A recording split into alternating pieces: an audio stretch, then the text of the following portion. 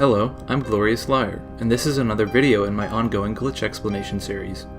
It's common knowledge that Donkey Kong 64 is one of the most glitch-laden games of the N64 era. Thanks to an active and avid speedrunning community, new discoveries on how to exploit the game are constantly happening, even to this day. The game is so broken, it can be completed in under 25 minutes starting from the main menu, like Cigna did on April 25th, 2020, getting a 24:39 any percent run. The tool-assisted run is slightly slower, which is the result of using a different rule set that includes starting from power on and not having any permanent save data on the cartridge. Bring Rush revealed this task in early 2020, clocking in at 2646.83 task timing. Any percent is great, and the two routes used are a culmination of all the speedrunning community's collective knowledge and input, but what if the goal is to get 101%? You can't skip anything since the goal is to get everything. That doesn't mean we can't sequence break or find fast-paced glitchy means to that end. For my next series of videos, I want to go level by level, highlighting some of the most impressive or time-saving exploits the levels have to offer when every collectible is a requirement. On that note, here are some of the top sequence breaks and exploits in Creepy Castle. First up, I want to highlight some sequence breaks Creepy Castle has to offer.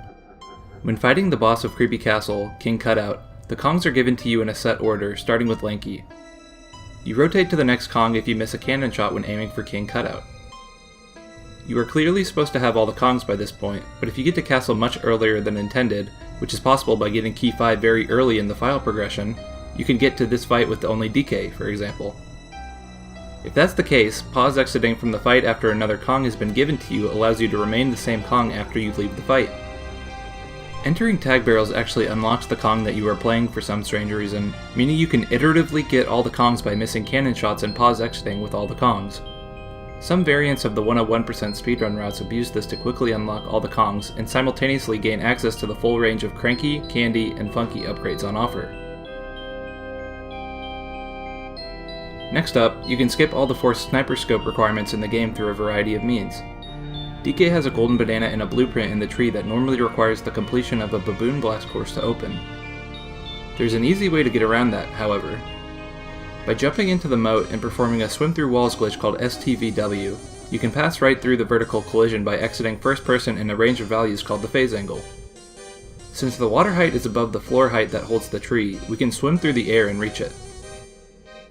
From here, we can exit first person in the phase angle again and perform a glitch called Swim Through Shores, which allows you to pass through slopes by spamming the B button. This hybrid of STS and STVW allows consistency in getting into the tree.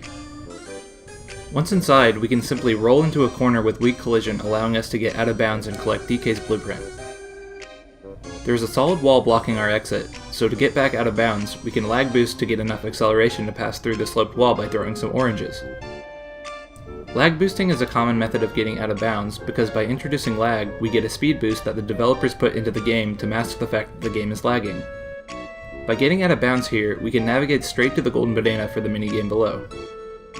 Normally you would use the platform in the water far below to spawn moving targets to get the water to raise up to the right height, but instead we can just kick to it. This skips the need for sniper scope, since the target is typically out of range of normal coconut shots.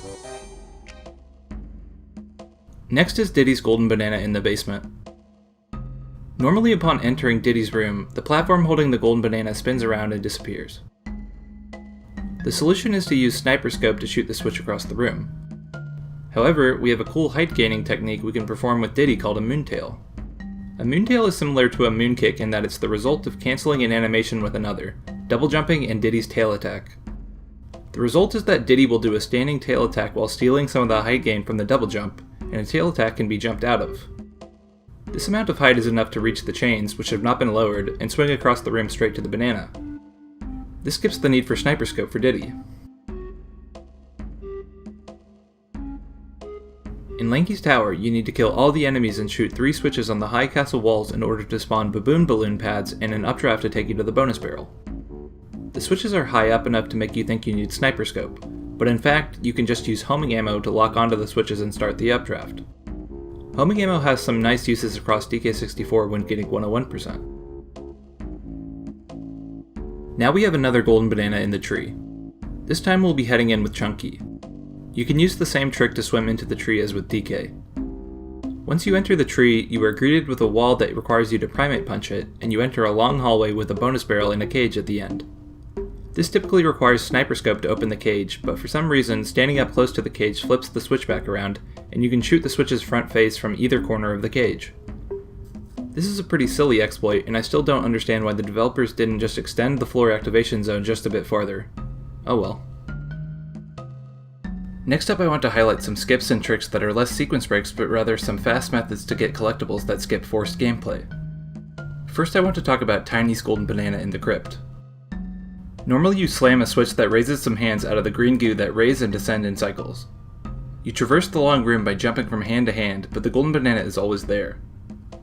By lining up a nice orange throw at the left wall and kick jump ponytail twirling into the explosion, we end up pretty far into the room with invincibility frames on the green goo.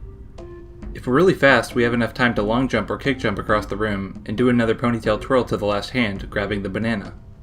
The timing on this is fairly tight, but the execution is not that difficult. Just like with Tiny, we can make Lanky's Crypt Golden Banana faster. Normally you must shoot a switch that opens a timed gate at the end of a long set of hallways and use a rank stand sprint to get there in time. However, we can just transform into a rank stand sprint, run to the end, and hop out of bounds through a torch just long enough to pass by the gate. This skips the gate opening cutscene as well as the need to raise the vines with Lanky's instrument in the final room to get the banana. Lastly, I want to explain a method to get Chunky's Museum Golden Banana early. Normally you'd need to grab a boulder to weigh down a platform that reveals the location of a golden banana. But since it's always there, we can just navigate out of bounds to it.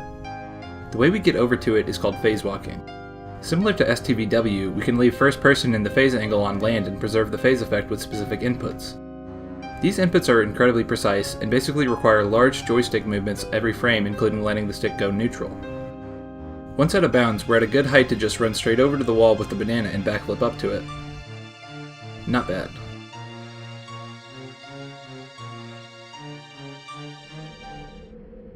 That's it for this video. I'll mention now before I go, most of these skips are used in RTA because they have a lot of utility and save a bunch of time. Some, like the Chunky out of bounds, might be better left for tasks to actually save time with it. I hope you enjoyed, and I'll be back with more level overviews and videos in the near future, so please subscribe if you are so inclined. Thanks for watching.